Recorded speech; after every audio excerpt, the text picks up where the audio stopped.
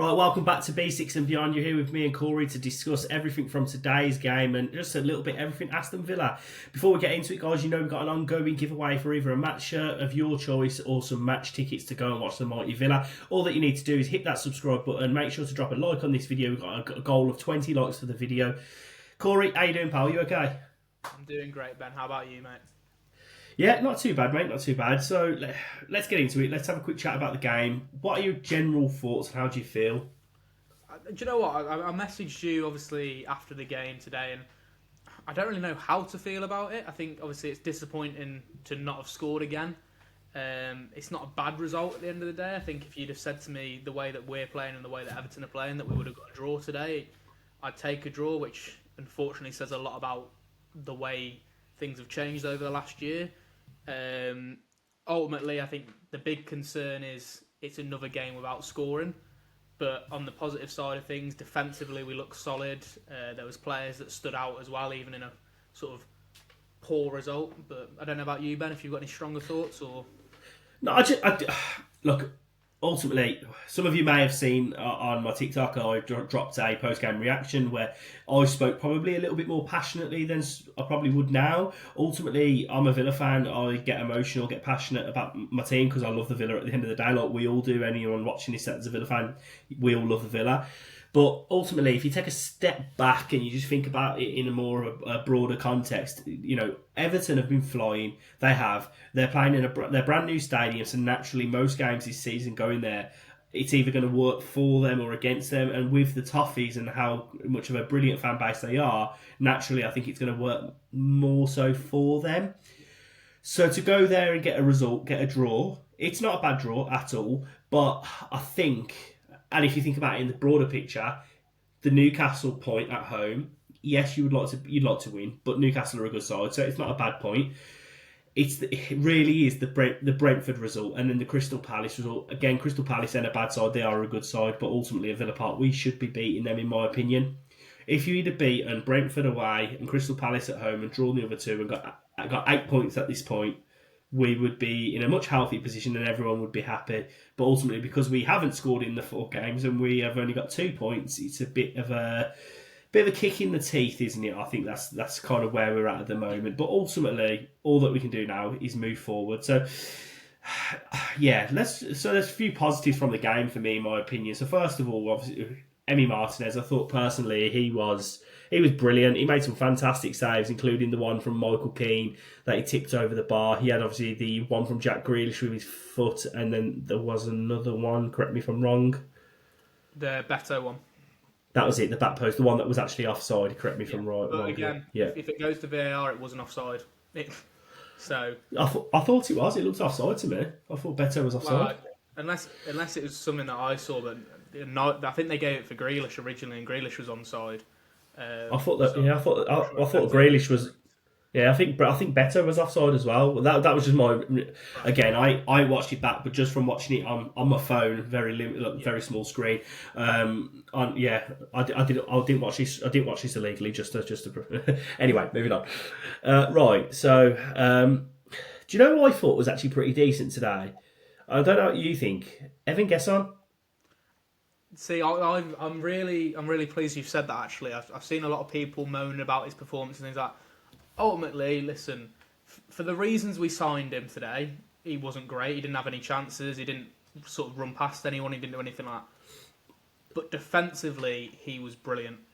Other than at the end, where obviously Michael Keane had that header, Grealish looked scared of him. Every time that Grealish got the ball and Gesson was the one who went over to him, he was passing the ball back. He didn't want to take him on. Like I say, there was that one occasion where he did with Michael Keane before any Evertonians get on and say, oh, he did this, that and the other. He was scared of him, end of. Evan Gesson had him in his pocket a lot of the time. He ended up getting Grealish a yellow card because of the way that he reacted to what was a brilliant tackle by him. He won the ball back from Grealish in the edge of the 18-yard box. And I think overall, yes, okay, for the reasons we signed him, there's not a lot to go off. But for what he did in terms of Grealish was causing trouble. At the end of the day, Matty Cash, I thought was brilliant today, but was on a yellow card for, I think, 60 minutes of that game. You didn't want Grealish running it in for another 60 minutes, and Gesson came on and did a job brilliantly. Yeah, but for me, I think there's a bit of you have to think we were really, really poor in the first half, in my opinion, and I think you just give us something a little bit different. They had to think a little bit differently because they had McGinn central, and then him who can go forward. He's an attacking player. I think ultimately when they've got someone like John McGinn out on the right with no width, it kind of gives them less to think about on that side. Albeit John McGinn does his work defensively, I just think it gives Villa a little bit of a different structure, and I think it kind of freed up Emiliano Buendia a little bit more in the centre, which kind of give him a little... Because in the first half, I thought Buendia was terrible myself, but I thought the second half, he come into the game a little bit more. Yeah, and just on Buendia, actually, while we're at it, I don't think Buendia was bad overall. I know I've had a few Villa fans digging me out online over it, but because my comments were the fact that we're starting Buendia in 2025 is ridiculous. But ultimately, my point stands. What I said was, this is the same Buendia that the club have tried to move on at multiple points. If he was good enough, and the club wouldn't have tried to move him on. So the fact that we're starting him now just kind of shows where we've dropped off. No, I agree. I think another thing that's got to be sort of looked at there is, as you say, that first half for me, I thought he was poor. That's the honest truth. He was slow when he got the ball. I think the last 5 minutes of that first half, we really came into it and probably should have taken advantage. Everton looked tired, slow, and there was one occasion I remember him picking the ball up on the halfway line, and if he drove forward with it, we had a 4-on-3 or a 3-on-3, and he just slowed the game down, and it was really aggravating to watch. And the second half, they started really slow again, Everton, and he was picking up pockets of space, which is what he's good at, Buendia. For me personally, I'd rather not see him start games. I think he's going to be more beneficial coming off the bench like he did against Palace, because that's when teams are tired and he can fill in those little gaps and get the ball. That's where he's at his best. Starting him is, like you say, ultimately people can say about how he had a good pre-season, this, that and the other. Villa were open to signing him even on the final day. If the right offer came in, which it didn't, we would have. Leeds would have signed him on loan. We wanted him gone permanently. That's how it worked. Stuttgart. Stuttgart as well. They wanted him on loan. I mean, obviously, ultimately, he probably had the closest chance in terms of that deflected shot. He also... Do you know what? I think it's harsh to say wasteful, but that shot that he had from about 30 yards out, it was a chance. Oh, what was he doing? Do you know what? I don't mind. I think it was a good idea because if he hits the left side of the goal, Pickford's not getting there. But it's also one of them where you look back at it and think, could he have taken a touch, driven forward, and then found someone like what? It's one of them. If he scores, he looks like a genius. If he doesn't, he looks like an idiot. And sadly for the Villa, it was the latter. So before we do go on to anyone else, while we're on Emiliano, I want to just touch bases on the point around Emi Martinez, and not just Emi Martinez because he was brilliant, but the defensive unit. I thought defensively we were very good. Now some people have said, "Oh no, we didn't. We conceded X amount of chances," but I thought we was quite solid. I did, to be honest with you. I thought Matty Cash done a fairly good job on Jack Grealish. I thought, he generally does do a decent job on Jack Grealish. Jack Grealish created one big chance all game, and realistically, I never felt that we were going to concede. I thought the first 15 minutes that they were causing a bit of pressure. But apart from that, I don't know about you, but I weren't massively worried. No, I agree. I think another one was obviously Digne against Iliman Ndiaye. I think Ndiaye's obviously a brilliant player. He's probably someone who goes a bit under the radar, especially now that Grealish has joined Everton. Top, mate. Yeah, especially now Grealish has joined Everton. I think he's dropped down the pecking order a bit, which is probably good for Ndiaye. It means he can go and do his game. There was a couple times where Digne got beaten, and at the end of the day, Ndiaye's quicker than him. If someone's quicker than you, pace is something you can't teach. But I think Digne did well. Like you say, there was probably two chances I remember Grealish creating. Both were Michael Keane headers. I think Matty Cash handled it brilliantly. He got a yellow card, but the yellow card itself, I think, to be honest with you, I think it was a bit harsh. I don't think it was a yellow card, but it's one of them where he picked it up, and after that, as I say, he did brilliantly. He knew when to go to Grealish. He knew when to back off. He was letting Grealish... Because ultimately, the thing with Grealish is, as we all know, is he won't shoot. It's one of his biggest things, and there was a couple of times today where he probably should have shot. There was one, actually, I remember he tried to play a little reverse pass to Irobenham for no reason. when he should have shot. But Matty Cash knows that, so if he backs off him and lets Grealish have that chance to shoot, he wasn't going to shoot, and then that's when he was losing the ball and he was getting frustrated. And the thing is with Grealish as well, is he does get frustrated very easily. And by the end of the game, he was throwing his toys out the pram, and it worked well for us. Yeah, he didn't like coming up against Gesson, I don't think, especially the one when Gesson challenged him. He didn't like that, did he? No. So we spoke about some of the positive pieces. I think we do need to address some of the negatives, and obviously the lack of creativity is a big problem. And you could kind of see it from when the team was announced that it was going to be another difficult day, and we were set up very defensively, but I still don't think that justifies some of the performance levels of some of the players that did play. For me, Morgan Rogers, what has happened to him? He has dropped off a cliff, and he was so good for England against Serbia. I just don't understand it. I really don't. I think that's the big problem now is before the England game, you could put it down to form and say, listen, he's not on good form. He's going through a little bit of a drop. It's difficult. But after performing the way he did for England and then going into that game today the way he did, I mean, for me, it was some of the passes he was trying. Like, I'll be honest here. I don't, by no means do I think that Villa deserved to win today. I'm not going to say we did. However, there's 3 passes I remember distinctly where I'm thinking they're simple passes. If he gets it right, Watkins has 3 one-on-ones. Whether he scores them or not, we're not going to know. But 3 one-on-ones is chances created and things like that. And it was just, I mean, one of them, he's tried to do an outside the boot pass. All he has to do is feed it down the line. Nice and simple. And it's frustrating. I mean, the stats today, I was reading them somewhere. It was just, I think it was 0 out of 4 duels won, 0 dribbles completed. I actually have it, to be honest with you. It's the one from AVFC Stato, and he had the least amount of touches of any outfield player to play 90 minutes today. He had 67% passing accuracy, 14 out of 21. He completed 0 out of 4 attempted dribbles and just 1 of 9 ground duels won. I mean, I said and this. Sorry. Just to compare, for England, he completed 10 successful dribbles against Serbia.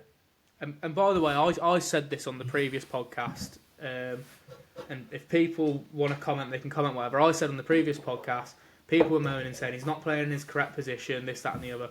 It doesn't matter where you're playing, you don't lose those sort of attributes. Today, he was playing 90% of that game in the 10 position. Buendia was the one drifting left. McGinn was playing off the right. And he did nothing. Ultimately, I love Morgan Rogers, just like every other Villa fan. But at the end of the day, when people aren't performing, you've got to pick it out and say, listen, you've not done anything. Watkins is getting a lot of stick, like he always does. What's Watkins supposed to do? The runs he was making today, there was a few decent runs there, and the passing into him was terrible. It's difficult to be a striker if you're not getting any chances. Mm-hmm. And for Rogers to not create any chances was just terrible.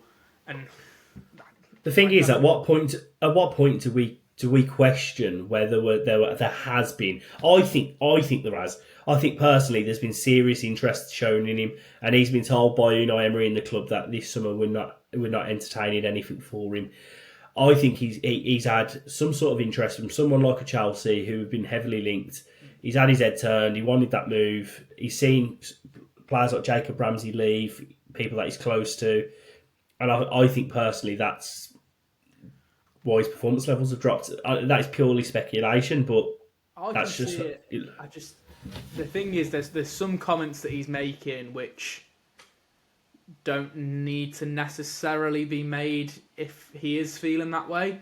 Like I think they were asking him on England duty about obviously working at Aston Villa and stuff like that, and he said himself like he didn't have any move in mind. He didn't want to go. He said, when you're at somewhere where you loved, like, you want to continue playing there, and that was the reason he was still at Villa. And it's like, if that's the case, I know there's things like PR and stuff like that, but that's a very strong thing to come out with if you're seriously sort of not interested. And obviously the home sweet home thing on Instagram, that sort of, I do think there is a case of, I think the Ramsey thing's taken a massive hit on him, but ultimately now he's got Harvey Elliott in who he's mates with, and to be honest with you, after the showing today, if Unai Emery can grow some bollocks, Harvey Elliott should be starting ahead of him next game. Yeah, the thing is, mate, for me, footballers are so well media trained now and PR trained. I look at everything cynically. I really do. You can't trust any footballer these days. Look at how many lies the Villa fans have been told in the past. Fabian Delph, Jack Grealish. There's two names for you. We'll leave it at that. I mean, yeah, you even look at someone like Alexander Isak at Newcastle, which it's nothing to do with us, but it's someone who's turned his back on sort of a club that made him, really. Emi Martinez, obviously it didn't go through in the end, but it's yeah, it is what it is. I mean, another player I think we need to discuss, and like I say, we can give him the benefit of the doubt, I suppose, of the fact that he has got an injury now, but for me, Tielemans was absolutely terrible today. He looked like he was playing for Everton after that game, and I don't know whether that was because of the injury, but it's past. And to be fair, I'd like to think it was. I'd like to think it was, but the start of the season he looks slow, he looks lazy, and I don't want to back any Leicester fans up here in case there is any, but he looks like the Tielemans they told us we were going to get. And this is obviously someone who last year was our best player, hands down. Bit worrying considering he scored a brace in the week for. Oh no, he did score a brace, didn't he, for Belgium? This is another thing as well. This sort of thing of like these players going on international duty and doing what they. I mean, fair play. We spoke Matty Cash, for example, today. I thought he was excellent defensively. As we said, there was at one point where the ball came across him. I thought he was going to have a shot, but typical Villa fashion, he was in a Villa shirt and his first touch was loose.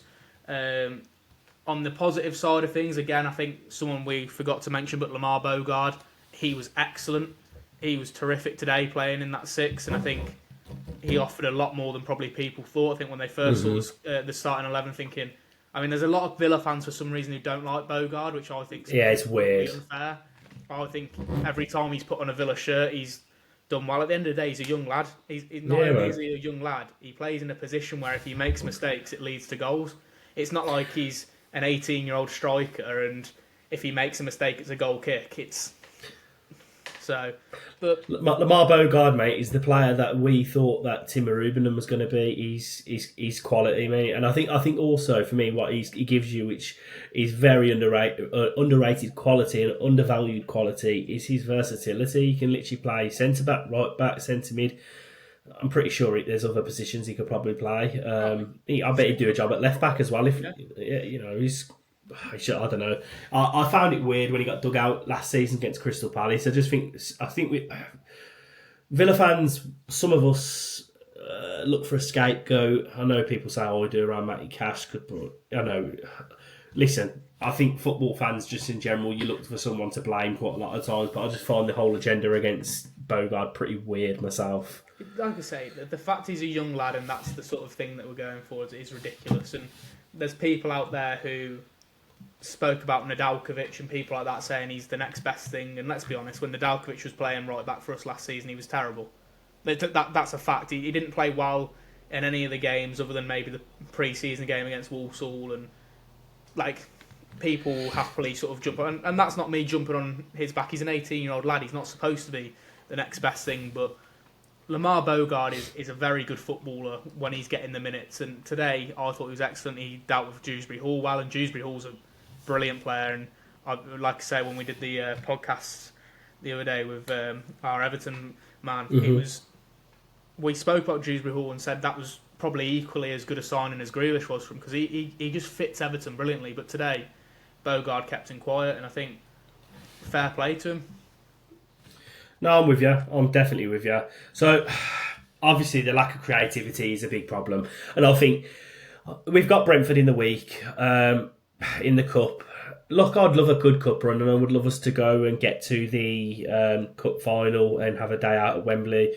Everyone, I think we all love the day trip to Wembley. And, it feels like a day trip because we haven't been there and won something in a long time. But anyway, moving on.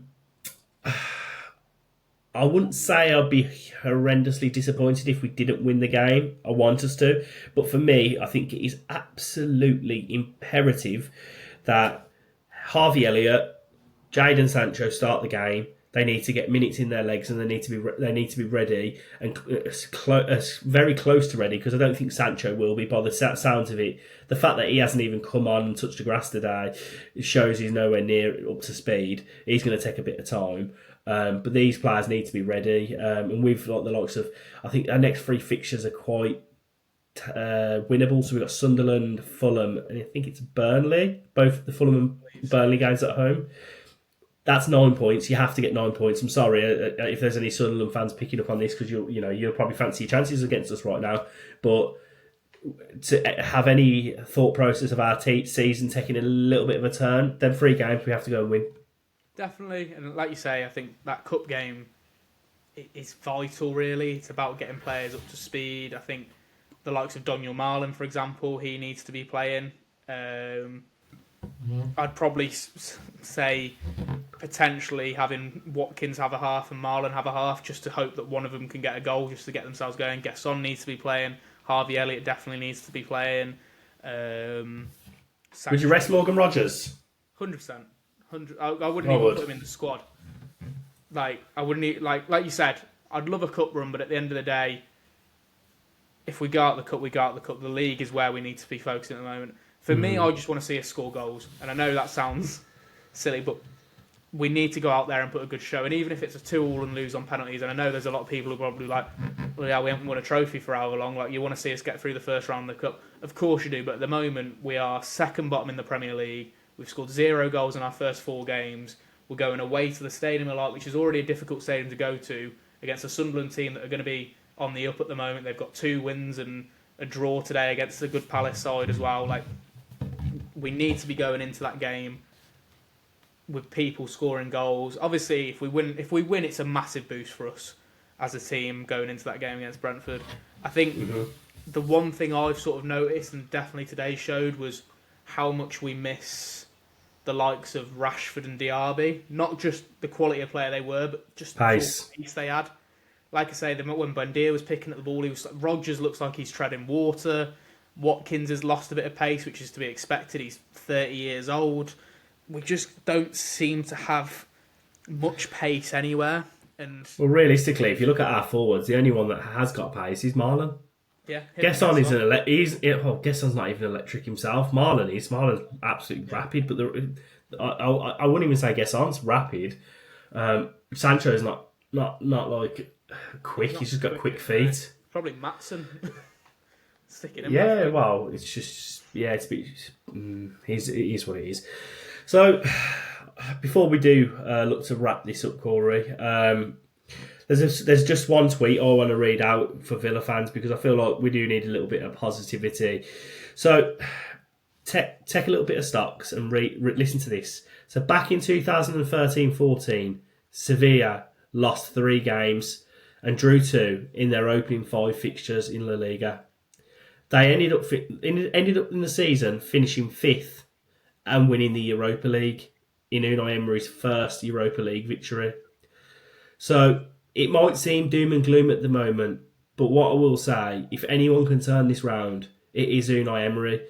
And I think we need to just take a step back, trust Unai Emery. This man has provided us, for me, I'm 32 and I'm pretty sure I speak for you as well, Corey. Some of the best memories supporting the Villa. He's provided us probably the best team that we've had of my lifetime supporting the Villa. So just ride out the roller coaster for now. Trust the manager. He's built up enough stocks in the bank, enough credit in the bank. Yeah. He should be trusted and given the time to sort this out. I think one thing that needs to be mentioned is, like you say, we need to be realistic about a few things. Today there was one person who started the Unai Emery signing, and that was Yuri Tielemans. Everyone else was a Dean Smith or Steven Gerrard signing. This is the same team. We got to a Champions League quarter-final last year, an FA Cup semi-final, finished 4th, finished 7th, finished 6th. As you say, Unai Emery is performing miracles, and unfortunately he's not been able to have the chance to use the money that he would probably like to develop Aston Villa as a team. This year, we turn things around, we go on a decent run, we go on a decent run in the Europa League, we get a good position in the league, that sort of thing. We then have the money next year, after all the financial stuff's out the window, to focus on building a team that Unai Emery wants. And I think one thing we need to mention as well today, which people seem to be forgetting, Boubacar Kamara and Amadou Onana were both missing. We were, they're two very important players, regardless of which one of them starts. Kamara's probably our most important player. I think every Villa fan with half a brain cell can see that we are a better side with Kamara in the team, and I think Tielemans massively benefits from him when he's there. I think as well, someone who another squad player. He's not the best player in the world, but in those moments where we are missing Onana and Kamara, he does tend to step up. And do you know what? As we said, Lamar Bogard did that today. In moments where we needed him, he stepped up. Obviously, when Tielemans, and to be fair to him, John McGinn, as much as people moan, when he went into that 6, he was brilliant as well. I thought he did a lot of the dirty work well, and the two number 6s today, and McGinn and Bogard by the end of the game, they were both brilliant. And I think fair play to him in that moment. They both stepped up. And listen, at the end of the day, it's football. Results happen. Things are going to turn around. Unai Emery, we trust. We're going to win it all up the Villa. Right, fair play. So on that note, make sure to drop a like on the video if you've enjoyed this. And one last thing from me and Cory, as he's just said, up the Villa. Up the Villa.